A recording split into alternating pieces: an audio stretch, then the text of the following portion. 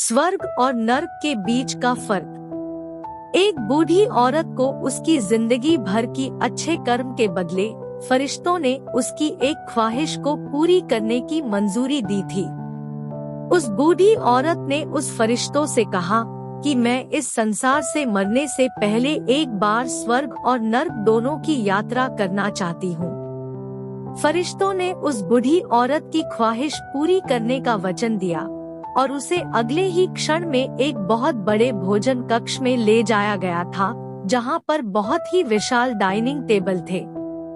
उन विशाल dining table पर बहुत ही ज्यादा स्वादिष्ट दिखने वाले भोजन रखे हुए थे और बहुत ही अच्छे ड्रिंक्स भी रखे हुए थे। मगर उस टेबल के चारों तरफ बैठे हुए लोग बहुत ज्यादा मायूस, भूखे और दुखी भी लग रहे थे। उस बूढ़ी औरत ने देखा कि उन सभी लोगों के हाथों पर कलाई तक लंबी सी चम्मच बंधी हुई है। वो लोग जब भी उस चम्मच से खाना उठाकर अपने मुंह तक ले जाने का प्रयास करते हैं तो उनकी कलाई मुड़ नहीं पाती है और खाना उनके मुंह तक पहुंच नहीं पाता था। यह देखकर बूढ़ी औरत ने फरिश्तों से पूछा, क्या यह नर्क है?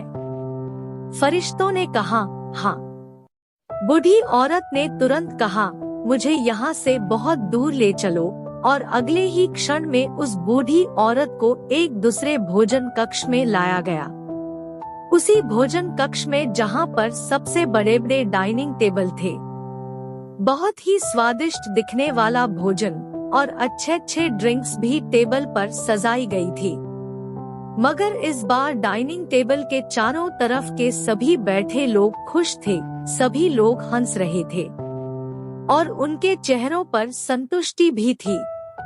बूढ़ी औरत ने फिर से फरिश्तों से कहा, यह तो वही भोजन कक्ष है, वही भोजन है, वही ड्रिंक्स भी है, मगर बस फर्क इतना है कि यहाँ के लोग बहुत ही ज्यादा खुश दिख रहे हैं। ऐसा क्यों है? क्या इन लोगों के कहली से चम्मच नहीं बंधी है? फरिश्तों ने उस बूढ़ी औरत से कहा, ध्यान से देखो, इन सभी लोगों के हाथों से भी कोहनियों तक चम्मच बंधी हुई है। बस फर्क सिर्फ इतना है कि इन लोगों ने एक दूसरे को खाना खिलाना सीख लिया है। इसलिए दोस्तों, इस छोटी सी कहानी की तरह ही हम चाहे तो हमारे जीवन में इसी पृथ्वी पर ही स्वर्ग या नरक दोनों का अनुभव कर सकते हैं।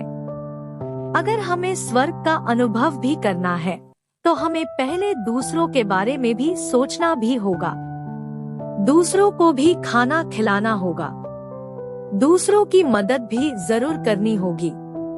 चॉइस अब आप सबकी है। हम चाहे तो इस संसार में हमारी जिंदगी को स्वर्ग जैसा या नर्क जैसा भी बना सकते हैं। यह सब आप सबके हाथ में है।